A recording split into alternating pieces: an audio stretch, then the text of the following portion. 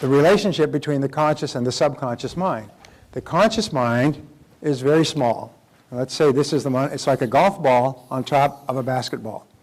The conscious mind works with tremendous speed. The subconscious mind, according to Ouspensky, works about 30,000 times faster.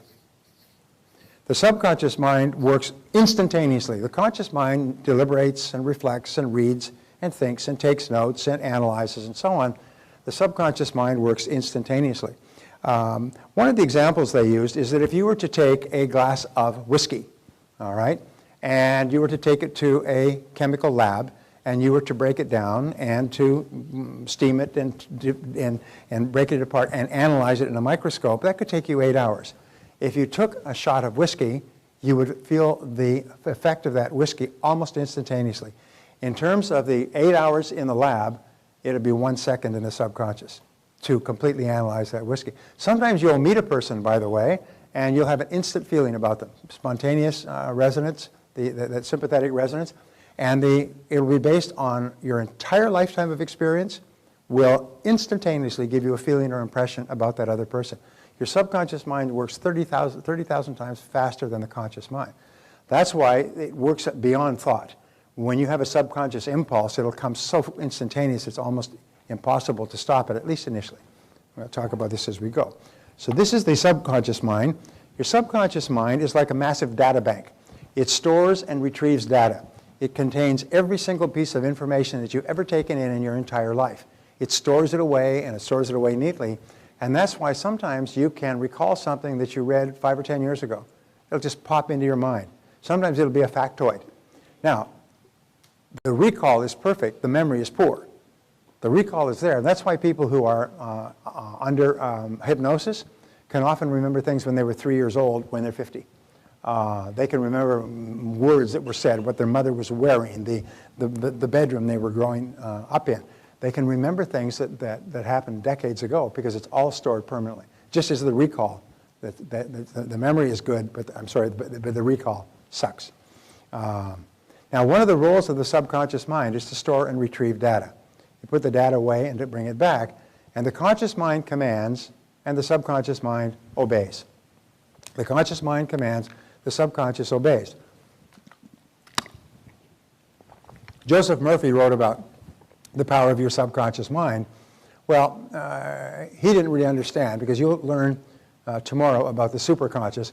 The subconscious mind is a massive data bank that is like clay. You write on it with your thoughts. It has no thoughts of its own. Its job is simply to do. It's the gardener. The subconscious mind is the garden. It simply follows your commands. Whatever you tell it to do, it does, and it does it unquestioningly, and it does it without deviation or hesitation. So we say that either flowers or weeds will grow. If you plant flowers in your subconscious mind with your conscious mind, then flowers will grow. But if you don't plant flowers in your garden, what will grow anyway? Weeds will grow anyway. This is the great reason for failure in adult life. People say, well, I never meant to do this. No, but you didn't do the alternative. You didn't plant very positive, clear, constructive thoughts that you worked on all the time, and keep the weeds out.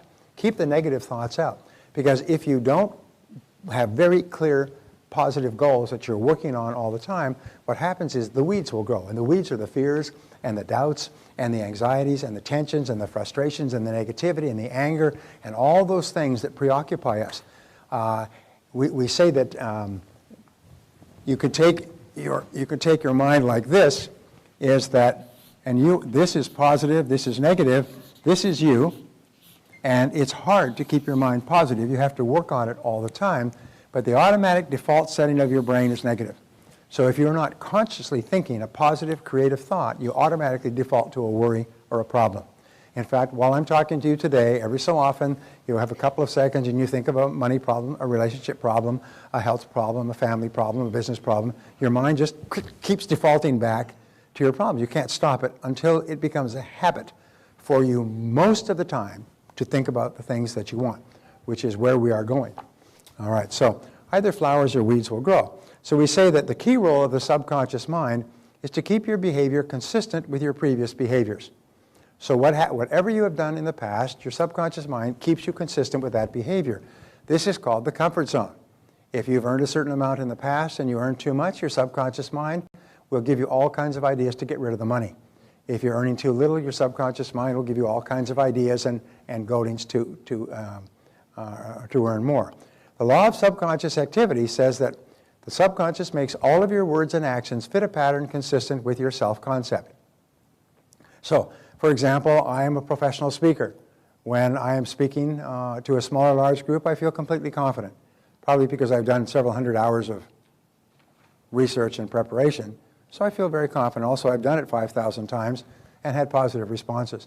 So therefore, when I stand up, my subconscious mind says, oh, I've been here before, and you're completely confident. Interesting point, by the way, is your subconscious activity, your subconscious mind cannot tell the difference between a real experience and one that you vividly imagine. You've heard this repeated over and over again. So let us say that you have a success experience. You're in business and you have a success experience with a client or a customer. And you're happy, makes you happy. Well, the subconscious mind records that as one success experience. You just won one contest. Every time you think about that success experience, you turn it over, you bask in it, you reflect on it, and you replay it. Like a replay, your subconscious mind, which can't tell the difference between something that's real or imagined, registers that as a new success experience.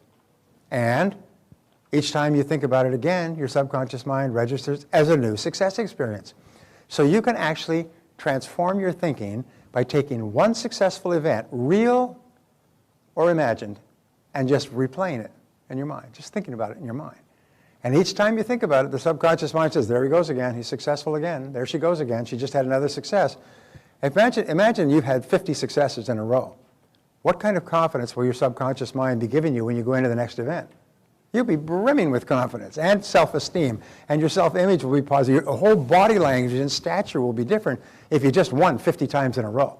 Are you with me so far? And you can do that just simply by replaying your success experience. Now, what if you haven't had a success experience? Create one. Say, if I was really successful, this is what would happen. Just imagine. It's called directing the movies of your mind. So what you do is you direct your own mental movie. You're the star, you write the script, you run the plot, you shoot the cameras, and you create a clear mental picture of exactly the way it would work out if it was perfect. And your subconscious mind accepts it as not only as an experience, but as a command. This is how you want these experiences to turn out. And then your subconscious mind will do everything possible to make sure that you have those experiences again. Very powerful, and it's so powerful, and it operates so quickly that once you're pre-programmed for success, you'll have just success after success after success. So we say the law of concentration, one of the great mental laws, you're going to learn about 27 mental laws in this course, is that whatever you dwell upon grows. Whatever you dwell upon grows. Whatever you think about more and more grows. And the reason this happens is if you can imagine a computer. Okay, you just take this, and let's say this is your computer, and this is all of your operating space on your disk, and here's your goal, and you think about it, and your computer gives you a certain amount of operating space, but you think about it more, and your computer assigns more and more of its capacity, your subconscious computer, to this goal. And that's why you'll find, as Peter Drucker said, whenever you find something getting done, you find a monomaniac with a mission. One of the most important success principles is that of commitment, is people are 100% totally committed to the achievement of a goal, whatever it happens to be. And as a result, more and more of their mental capacity is assigned to help you to achieve the goal. The more you dwell upon it, the more you think about it, the more of your mind, the more of your emotions are taken over by it until you reach the point you can't think of anything else. And all those incredible mental resources that you have stored away and all the ones that you can attract become available to you. Who are unsuccessful people? Is they think of 10 or 20 or 50 things at once, and half of them contradict the rest.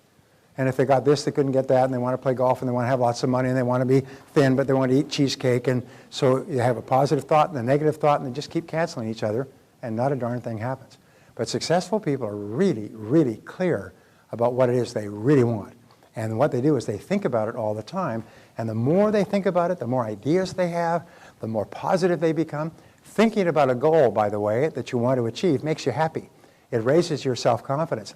Thinking about a big goal actually improves your self-image and raises your self-esteem. Because when you're thinking about a big goal, you like yourself more. And when you're thinking about a big goal, you think, I'm the kind of person who has big goals. Here's a little exercise, and I've given this many times, and it's just kind of revolutionary. I say to people, decide today to be in the top 10% in your field in terms of being absolutely excellent at what you do, and also in terms of being one of the top 10% of money earners in your field. Make a decision today and write it down and set it as a goal and make a plan and just work on it until you get there. Realize that everybody's in the top 10%, started in the bottom 10%, and nobody's smarter than you and nobody's better than you, so you can be in the top 10% as well if you decide to be, and if you just keep working at it until you achieve it. Well, people think about that and they think, that's a neat idea. If I was in the top 10%, boy, that'd sure solve a lot of my problems. I'd make more money, I'd move up faster in my career, I'd be more respected and esteemed, I'd have greater pride and self-confidence. Wow, that's a great goal. And before you even move from the table, you already like yourself more. Your self-image is better. You're a different person because you have decided, I'm going to be in the top 10%. Even though you have not raised a finger to be in the top 10%, you've decided that you're going to be. That's why making a decision to do or be something different has an extraordinary effect on your life. Making a decision to get in or get out, to do it or not do it, has a tremendous effect on your life because now suddenly all of your best mental resources go to work for you. So whatever you dwell upon grows. Now the law of substitution, and this is one of the great laws, says that you can replace one thought with another. Remember we said you could only think one thought at a time, in this case positive or negative. If you're thinking a negative thought, just like a bump car, you can bump it out and replace it with a positive thought. And if you keep replacing it with a positive thought, pretty soon the positive thought just stays. It takes root. And pretty soon, by dwelling on a positive thought, you're thinking about a positive thing, something that makes you happy all the time. You wake up in the morning, you think about your goal. You wake up in the morning, you think about what you want and how to get it. And you stop thinking negative thoughts. If you have a negative thought during the day, switch and say, wait a minute, think about something that you like. Now the two great motivations are fear versus desire. As you dwell on your desires, your fears diminish. When you think about what you want, you think about how to get it, you think about the things you could do, and you think about what a difference it would make in your life, then what happens is your fears begin to diminish, and you like yourself more, and you feel more confident. So those are powerful laws. So what is the key to unlocking your mental powers? Begin by taking purposeful, systematic control over the content of your conscious mind. Think and talk about only the things you want. Repeat over and over to yourself, I like myself. I like myself. I like myself. I have to tell you a quick story, and then we'll take another 5-minute break. We're getting right back on track here. I was in Atlanta, and this gentleman came up to me, and he was about 35, 36, I would guess. Nice guy, fit, obviously working out, healthy, probably used Shalene's programs on a regular basis. And he came up to me, and it was at the break, and he was very emotional. And he said, Mr. Tracy, I said, I just got to thank you. You know, you changed my life. I said, I want to thank, and he was kind of having trouble getting out. But this is a stand-up guy. I mean, he's a really, you could see, he's a very strong, very confident guy, but he was choking up a bit.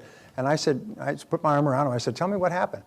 He said, well, about 12 years ago, he said, you were speaking here, and I was just starting off. I was in my early 20s. I didn't have any money, and I was driving an old car, and I wasn't doing well at sales. And I came to your seminar. Somebody came and sold your seminar. And in that seminar, you gave us an exercise to do. And you said, write down 101 goals that you'd like to achieve in your lifetime. And I'd never heard that idea. I said, it may take a long time. As a matter of fact, after you start writing goals, you'll run out of goals after 5 or 10. So get yourself a newspaper, get yourself some magazines, even go through the yellow pages, and just go through and just write down everything you want. House, home, car, travel, vacations, jewelry, stereo, computers, carpets, cars, boats, just write it down. So he sat down, he said, I followed your advice. Probably the one person in the audience who did. Went home that night and he got a spiral notebook and he began writing down goals until he had 101 goals. And he wrote them down, and for the next few weeks he read through the goals. Every weekend he'd read through those goals and he'd think about those goals and he'd think, wow, if I could have this, double his income, get a new car, have his own home. He wanted to meet the woman of his dreams. He wanted to have a lovely home. He wanted to have children. He wanted to be able to provide well for his children, put them in private schools. He wanted to be able to do all these things for his wife. And he wrote it down, wrote it down, wrote it down. He was single. He was a bachelor. Well, I said, that's great. I mean, that's wonderful. He said, Mr. Tracy, he said, I eventually stopped looking at the goals, and I put the workbook away, and I forgot about it. He said, about 10 years ago, and he said, about 2 weeks ago, I was going through some old things, and I found that spiral notebook, and I took it out, and I said, look at that notebook. It's a little bit tattered because he looked at it several times. I said, I wonder how I did. So he took out the spiral notebook, and he took a pen, and he went through the spiral notebook, and he said, yeah. He said, I achieved this one, yeah, achieved number 2. My income went up, it keeps going up. Number 3, I got a new car. Number 4, I got a home. Number 5, I met the girl of my dreams. Number 6, we got married. Number 7, we have 2 great kids. Number 8, I got a new boat. Number 9. He just kept ticking them off. He said, Brian, he said, I didn't achieve 90 or 100. I achieved all 101 goals that have been achieved in the last 12 years. 101. He said, not 99 or 100. This is what I ticked off every single goal. I hadn't looked at this list in 10 years. I ticked it off. Now, why do you think this happens? By the way, this is not unusual. I've heard stories like this before. Well, the reason it happens is when you write it down, you engage in what is called a psychoneuromotor activity, where you are writing it down, you see it, you verbalize it, and you physically move to write it down. And we'll talk about this tomorrow in greater detail. And so what you do is by doing that, you write it into your subconscious. You actually program it onto your hard drive, and it starts working 24 hours a day. Remember, the subconscious is working 24 hours a day, and it activates the law of attraction, it activates the law of correspondence, it changes your belief system, you trigger the cause and effect, everything starts to work, and just at the right time, kaboom, the goal is achieved, ka-chunk, and one took a year, and one took 5 years, and one took 6 years, and one took 30 days, but exactly the right time, ka-pop, it pops up, pop, pop, 101 in 12 years. Now, you can say, wow, that's really fortunate, but what if that would work for you? What if it works for everybody who does it? Would that be a good thing to think about? I have my good friend Dave Kekich, really interesting guy. He said, work on your goals as though you had a gun to your head. And so I came up with a variation on that. I said, work on your goals as though you're absolutely guaranteed of success. All you have to do is do it, and you will be successful. And you've got a gun to your head. Think about living your life like that you're absolutely guaranteed of success and you got a gun to your head. Think how much differently you would work and how much differently you would be committed and how much energy you'd put in. I mean, you wouldn't slack off and watch TV and read the paper if you were guaranteed. And I'm not talking about somebody else's goals. I'm talking about the things that you want to improve the quality of your life, and you're absolutely guaranteed. So we'll talk about that. But that's how the subconscious works, is what it does is it brings about everything that you want. Okay, let's take 5 minutes and stand up and stretch and come back. And we're getting right back on time. One quick point with regard to the conscious and the subconscious mind is if you can imagine that this is the conscious mind, it takes in information, and the information goes straight into the subconscious. And the subconscious mind has two major parts, but let's just say that the bottom part is inaccessible information. These are things that happened and took place at a preconscious level without you being aware of them, which you can never access. You can't go back to infancy and find out what they are. But my feeling is it's like concrete that's cracked.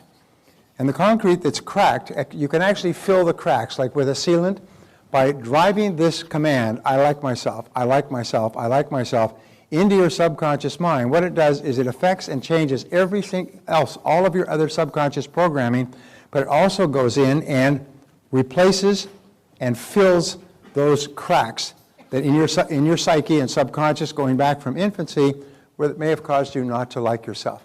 So the power of those words repeated, it's almost like an oil well where they drive down a hydraulic fluid that goes deeper and deeper and fracks and goes into it. So as you drive that command, I like myself, into your subconscious mind, not only does it change everything else in your programming, but it also goes back and it heals the old negative ideas that may be holding you back.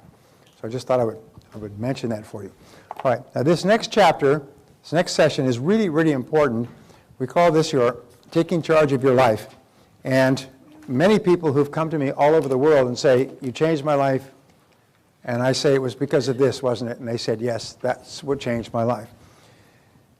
This is where we talk about that valve that may be reversed. And if the valve is reversed, what happens is you could be living actually a good life. You could be having a great life, but you could have, or an average life, but you could have just one concept, one idea that is wrong, and it could be holding you back from achieving your full potential.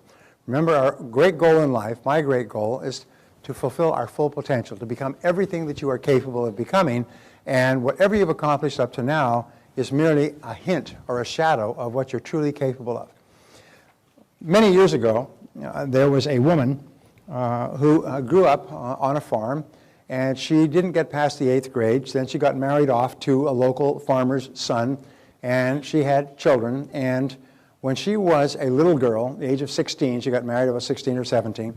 She was a little girl. She liked to draw pictures. She liked to paint and draw pictures. And of course, that was tomfoolery. She was a farm girl. Farm girls married farm boys and raised farm kids and worked the farm. This is the beginning of the last century.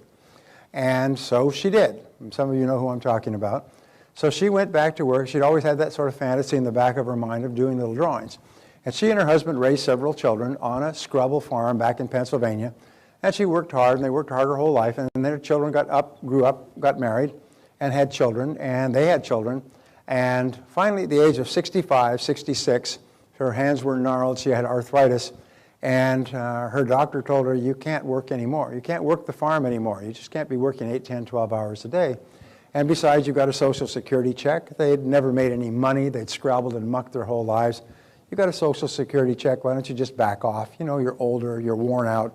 In other words, you're not going to live that long, so you might as well enjoy what you have. So she said, well, to herself, what she'd always wanted to do in her life was to paint. So she got her first Social Security check, and she went into town, a small town, true story. She went to an art store, and she told the person that she wanted to paint. And he was very sympathetic to her, little old grandmother, farm woman.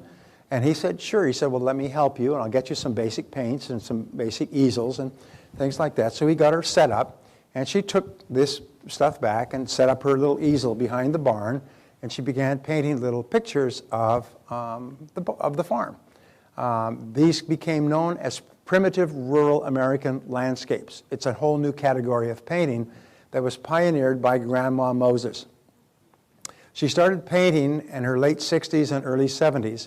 When she was 99, they had a showing in New York at one of the great galleries of a set of original paintings from Grandma Moses. Her paintings at that time were selling for $350,000 a piece, and they were being snapped up as fast as she could paint them, 1 or 2 per week. Now here's the interesting thing, is that she had within her natural ability. She was never trained as a painter. She had a natural ability to put the landscapes on the canvas. And when she began painting, she earned more for one painting than she and her husband had earned in a lifetime of working that Scrabble farm. One painting. And they said that if she had started painting at the age of 16 with her natural ability to paint, she would be in the same category of Michelangelo and Bottolini and some of the great, and Rembrandt, and some of the great painters of the world. But at the very least, she would have been worth millions and millions of dollars. Been one of the wealthiest painters in the world because she had this natural ability. So why am I telling you that story? Well, it's the same story about the goat farmer who was on welfare. Sometimes deep within yourself, you have the ability to do something quite extraordinary. Emmett Fox called this your heart's desire. And he said, your heart's desire calls to you. But what stops us is mental blocks, almost like gates or grates that block us from going after our heart's desire. And so let's see if we can just get rid of those blocks so that, there's nothing in front of you. It's like a football player that catches a fumble and there's no players in front of them. It's a goal to go. And they just runs in an open field. So, taking charge of your life. One of the most important decisions you ever make is to move from child to adult. We're conditioned from infancy to see ourselves as children. With children, there's other people in charge of our life. They make our decisions for us. They tell us what to eat and when to eat. They tell us when to go and when to come. they buy our clothes for us, they take care of us, and so on. So we are conditioned, if we're not careful, we're conditioned to see that we are provided for by people other than ourselves, and that we're told to go here and come there, and go there and do this. We're conditioned to feel that we're supposed to be told what to do by big people, by other people. Most people never get over this. They never make the move from child to adult. And when they grow up, they think that somebody else should be taking care of them, a boss, an employer. Soon, and the worst of all is a government. The government should be providing for me. And I don't care how they provide. It doesn't matter what they do, but I think they should provide for me and take care of me. And so we remain children all our lives. Steinbeck wrote a story many years ago, which I was required to study in high school. It talks about a young man who now has to make a big decision. And she says, her friend says, but he's only a boy. She said, a boy becomes a man when a man is needed. I've seen boys 40 years old because a man was never needed. And it's the same thing. A woman becomes a woman when a woman is needed. And there are women 40 and 50 years old because a woman was never needed. They would continually look for someone else. So we say the slogan of the totally responsible person is, if it's to be, it's up to me. If it's to be, it's up to me. We do not look to other people as the solutions for our problems. And what we do is, Henry Ford said, never complain, never explain. In other words, if you're not happy with something, change it, but don't complain about it. Complaining is a sign of weakness, but it's also a sign of victimhood. A person who complains is saying, basically, I'm a victim. I'm a victim. Somebody was talking to the actor who plays Aaron in 24. I had lunch with him on Tuesday with Nathaniel Brandon. He was saying, and he's become a speaker as well, he's saying you can always tell when people have their lives out of control when they talk about what things that are being done to them. He did this to me. She did that to me. They did this to me. The company did this to me. He said they're always saying, I'm a victim. I'm weak. I'm little. I'm ineffectual. I'm a child. I'm a victim. I'm a victim. Please feel sorry for me. And what this does is that it guts your self-esteem. It just takes away all your motivation and all your self-confidence. So even the choice of words can be very bad. So we say there is a deep valley between maturity and immaturity called the valley of excuses. And this is one of my contributions. And we say that in life, you come to this valley, this canyon, and on this side is childhood and immaturity. And on this side is adulthood and maturity. And this is the canyon. And you come to this point, and you have to make a decision to take the big leap. But what most people do is they take the leap tentatively, and they try to cross the canyon of excuses. And this is the canyon of excuses. They try to cross it in 2 jumps. And they end up in the valley of excuses. And the valley of excuses is one of the greatest obstacles to success in adult life. We make excuses. I often say that the 80% of the population goes to someday I'll. Whenever they think of a change they want to make in their life, they go to someday I'll. Someday I'll do that, and someday I'll write that down, and someday I'll buy that book, and someday I'll upgrade my skills and lose weight and get out of debt, and someday I'll change my lousy relationship, and so on. And then they end up in the valley of excuses. So your job as a fully functioning adult, when you reach here, is to make a leap to the other side. And once you made a leap to the other side, there's no going back. And this leap of accepting total responsibility for your life is scary. And that's why most people don't do it. It's also exhilarating because it liberates you to say, I am in charge of my own life. It's me that's in charge. So your job is to leap over the valley of excuses, accept total responsibility for your life, and never go back. And never go back. So we say that, we say, yeah, I hope I'm not getting ahead of myself. The disease excusitis, which is an inflammation of the excuse-making gland, is invariably fatal to success. The reason that people don't succeed is because they have excuses. You cannot imagine a leader weeping, whining, crying, and making excuses. As Mark Twain said, there are 1,000 excuses for failure, but never a good reason. So one of the things we do is there's no more excuses. Either do it or don't do it. Get in or get out, but I don't make excuses. And so we say number 6, acceptance of responsibility is not optional, it is mandatory. I mentioned this before, but I cannot be too emphatic, is that you can only give away control. You cannot give away responsibility. You remain responsible for yourself for your entire adult life. You can give away control by trying to make someone else responsible for your life, and you do, and then you wait for them to tell you what to do or what not to do, or to give you a raise or to promote you or demote you or hire you or something else. Or you can accept responsibility. And accepting responsibility is mandatory. You cannot go any further. You are literally blocked in place, almost like there's a wall in front of you, until you accept responsibility and make the leap and never make another excuse. So we say that the word responsibility can be broken down into two words, response and ability. It is your ability to respond. The challenge response theory of history is a fascinating part of history that I came across in studying the work of Gunnar Myrdal, who got an Academy Award for his work. He said that every civilization in history, I better put this down, I don't want to push that button. All right, he said every civilization in history began with a small tribe sometimes as small as 3. The Mongol Empire, which was the largest empire in the history of man on earth, which extended from the Sea of Japan all the way to the Danube in Europe and all the way through the Middle East and all of China and half of India, started off with 3 people. Genghis Khan, whose name was Temujin, his brother, his mother Bortai, and his brother.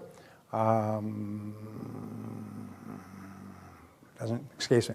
Anyway, there are 3 of them. The tribe had been wiped out. They ran into the Gobi Desert and hid. And what Temujin did was he sought out the tribe of his, and so what happens is every single tribe that became an empire started off with a major challenge to which they had to respond effectively. Well, this was a major challenge. The tribe was wiped out. So he responded by joining his uncle's tribe and becoming a valued member of his uncle's tribe. And if you respond effectively, the empire would grow. If then that tribe was attacked by other tribes, if they responded effectively and won, then the empire would grow again. As it grew, it would keep bumping up against other tribes and other kingdoms, and there would be conflict. And if they reorganized and responded effectively, they would grow again. And this would continue, and it would continue until they no longer were able to or had the will to respond. All of the last 26 civilizations in history, 25 collapsed from within. The 26th great civilization is the American civilization. And they all collapsed from within because they became weak. They collapsed like Rome collapsed on bread and circuses, welfare for the masses, buying them off with massive taxation on the ones that were productive, until finally they gutted themselves from within and the barbarians came from outside and just took over the city, and the Roman Empire disappeared. Well, in our life, every time we respond effectively to a challenge, we grow and become stronger. And we become more tenacious, and we become more confident, and we become more powerful. So the only thing that we can be sure of is challenges. Your life will be one series of challenges after another. They will never stop. They will come like the waves from the ocean, problem after problem after problem. The only question is, can we respond effectively? And if you do, you continue to grow. As soon as we stop responding effectively to the challenges of outside life, what happens is we begin to implode. So whenever you have a challenge, remember, you just say, well, here we go again. This is what I do. I respond effectively to challenges. And the wonderful thing is, and I learned this in the metaphysics, make the decision that no matter what happens, you will respond effectively. And pre-program yourself, so no matter what happens, I respond effectively. No matter what problem I have in life, I take charge of it, I accept responsibility, and I respond effectively. If you make that decision in advance, then when the problem occurs, it's almost like they push the automatic button, you're already set, and you respond effectively. You don't even have to think, what should I do in this situation? You just respond in an effective way. You don't get upset or angry or weep or cry or lash out at other people. What you do is you say, it's a problem, so we respond effectively. What do we do from here? Very, very important. This attitude is the attitude of the leader. So civilizations grow and decline to the degree to which they meet challenges and respond effectively, just as individuals grow or decline to the degree to which they meet challenges effectively.